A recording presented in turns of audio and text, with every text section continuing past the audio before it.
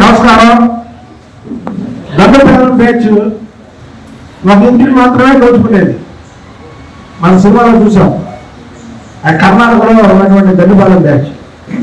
కానీ జగన్ బ్యాచ్ మాత్రం రాష్ట్రం మొత్తాన్ని దోచుకుంది. ఏ శాఖను మిగల్చకుండా దోచుకుంది. జగన్మోహన్ రెడ్డి కానీ జగన్మోహన్ రెడ్డి బ్యాచ్ కానీ దమ్ముంటే మీడియా ముందుకు వచ్చి మేము ఫలానా శాఖలో దోచుకోలేదు అని చర్చకు రాగలరా? ఇవాళ భారతదేశంలో ఏ రాష్ట్రంలో లేనట్టు రాష్ట్ర ముఖ్యమంత్రిగా నిన్ను ప్రజలు ఓడించారు. ఓడించినప్పటి నుంచి కూడా ప్రతి శాఖలో ఉన్నటువంటి ఫైళ్లు తగలబెట్టడం జరుగుతుంది.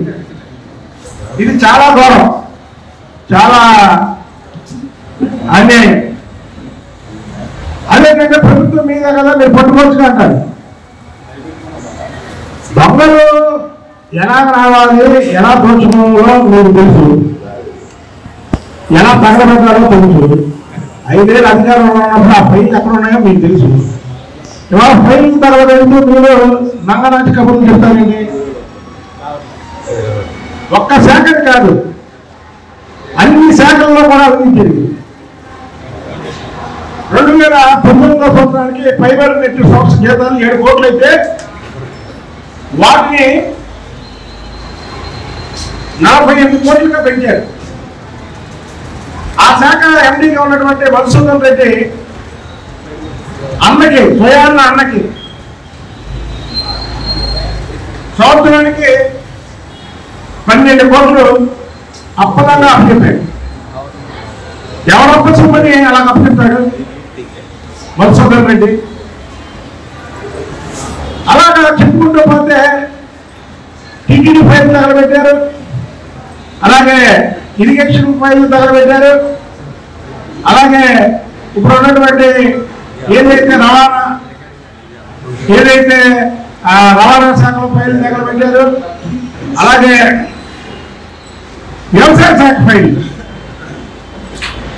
అనేక ఫైల్ తగలబెడుతున్నారు. ఇది చూస్తుంటే రోజు తగలబెట్టుకుంటూ పోతూ దమ్ముగా పట్టుకోండి. నేను హైదరాబాద్లో మనం నెక్కల బ్యాచ్, పన్నీళ్ళ బ్యాచ్ అని వాళ్ళు ఒక సవాల్ చెప్తారు. మేము నగదనాలు చేస్తుంటాం, దమ్ముంటే పట్టుకోండి.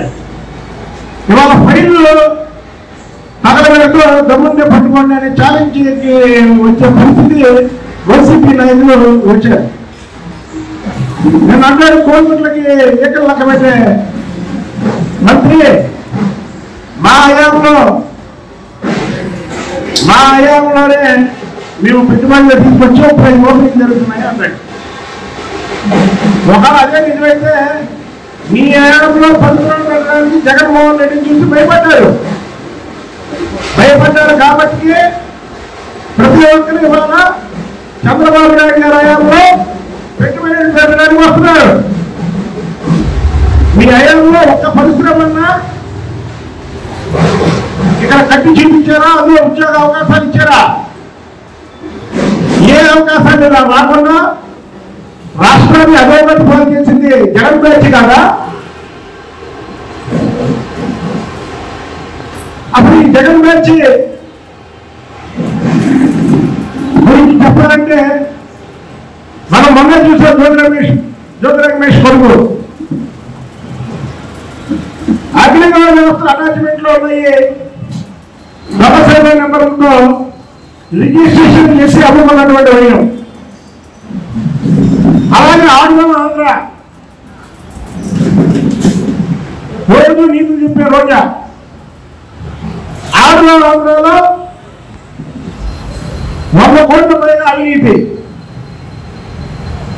ఏంటి ఏ శాఖలో జరగలేదు చెప్పండి అవినీతి? అలానా శాఖలో జరగలేదని చెప్పండి. మనిషికి డబ్బు ఎంత కావాలి? తినడానికి, ఉండడానికి, కొద్దిగా పోనీ దగ్గరగా పంపడానికి ఏదో కొద్దిగా గొప్ప కావాలి. ఈ భారతదేశంలో పేద కుటుంబాలే ఎక్కువ. అందులో అన్నపూర్ణ లాంటి ఆంధ్రప్రదేశ్లో ఈ జగన్మోహన్ రెడ్డి వచ్చాక అందరూ పేదవారైపోయారు. అయినా సరే వీళ్ళకి చాలదు. వైసీపీ పాలనలో జరగని అక్రమం అరాచకం అనేది ఎక్కడైనా చూపించగలరా? ఇటు అమరావతి రైతుల కష్టాన్ని కానీ, అటు పోలవరం రావాల్సినటువంటి పరిహారాన్ని కానీ వైసీపీ నేతలు దోచుకున్నాడు. అమరావతిని ఒక పాడు చేశారు. అలాగే పోలవరానికి రావాల్సినటువంటి గిరిజనులు ఏదైతే ముప్పు ప్రాంతానికి వాటికి రావాల్సినటువంటి నష్టపరిహారాన్ని కూడా దోచుకున్నటువంటి జగన్ బ్యాచ్. ఎందుకంటే మేమేం భూములు తినట్లా. భూములు తిట్టిన వాళ్ళందరూ ఏమైపోయారో మనం రాష్ట్రంలో చూసాం. కాబట్టి భూములు తిట్టకుండానే జగన్ బ్యాచ్ అని చెప్తున్నాం మేము. దండకాలం బ్యాచ్, కోటయ్యగా జగన్ బ్యాచ్. అలాగే రైతులకు రావాల్సినటువంటి పరిహారాన్ని వైసీపీ నాయకులు అసలంగా రైతులకి అన్యాయం జరిగిందా లేదా?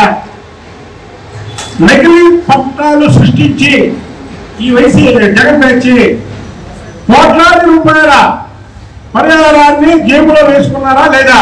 మీరు అడిగిన ప్రశ్నకి మీరు సమాధానం చెప్పండి. చేరు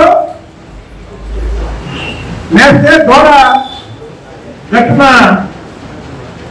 లేదా అన్నట్టు జగన్ బ్యాచ్ ఇది ఉంది. అంటే జగన్మోహన్ రెడ్డి పెద్ద పెద్ద దోపిడీలు చేస్తుంటే అతను అధికారం అప్పచెప్పినటువంటి మంత్రులు కానీ, ఎమ్మెల్యేలు కానీ మా నాయకుడు ఎత్తున్నాడు, మేము తింటే తప్పేంటి అనుకునే సామెతగా మొత్తం కూడా దోచుకుంటున్నారు ఈ రాష్ట్రాన్ని. ఇవాళ చంద్రబాబు నాయుడు గారు లాంటి అనుభవం గల నాయకుడికే ఏంటి రాష్ట్రాన్ని ఎంత అధోగతి పాలు చేశారని బాధపడుతున్నటువంటి వేడు. చంద్రబాబు నాయుడు గారు ముఖ్యమంత్రిగా ఆ పీఠం ఎక్కిన తర్వాత అక్కడ చూస్తే ఏ శాఖలో కూడా వీళ్ళు అంటే శాఖలన్నీ కూడా గురించేశారు మీరు. ఇది చాలా దుర్మార్గమైనటువంటి చర్య. దీని మీద వైసీపీ అలాగే జగన్ బ్యాచ్ ఛాలెంజ్ ఇస్తుంది ఒకటే, మేము వాళ్ళ అధికారంలో ఉన్న 5 సంవత్సరాలు మేము ఫలానా శాఖలో దోచుకోలేదు అని చెప్పగల దమ్ము ఎవరికైనా ఉంటే మీడియా ముందుకు రమ్మను. నేను వస్తా, అన్ని శాఖల ఫైలు పట్టుకొని వస్తా. మీకు ఆ దమ్ము ధైర్యం ఉందా? మీకు ఆ దమ్ము ధైర్యం ఉంటే నేను రావడానికి సిద్ధంగా ఉన్నా.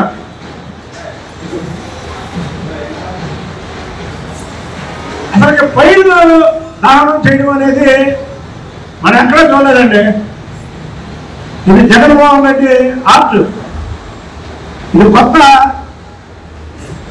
కోణం తీసుకొచ్చాడు. ఇది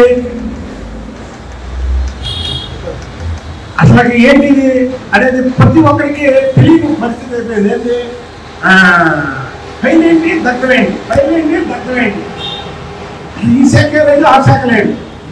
ఇది జగన్మోహన్ రెడ్డి ఆర్ట్.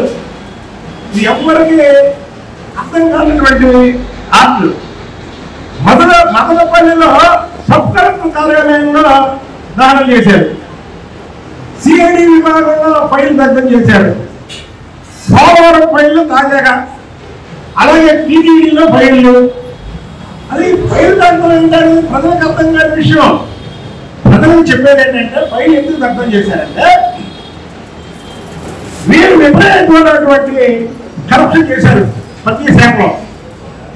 చేసి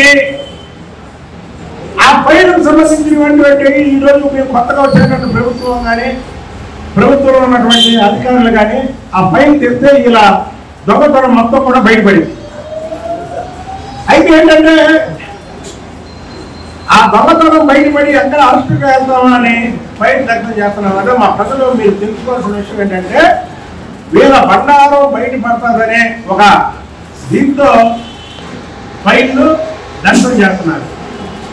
కాబట్టి వీళ్ళందరూ కూడా చంద్రబాబు నాయుడు గారు చెప్పారు, 2019 అధికారులకు చెప్పారు.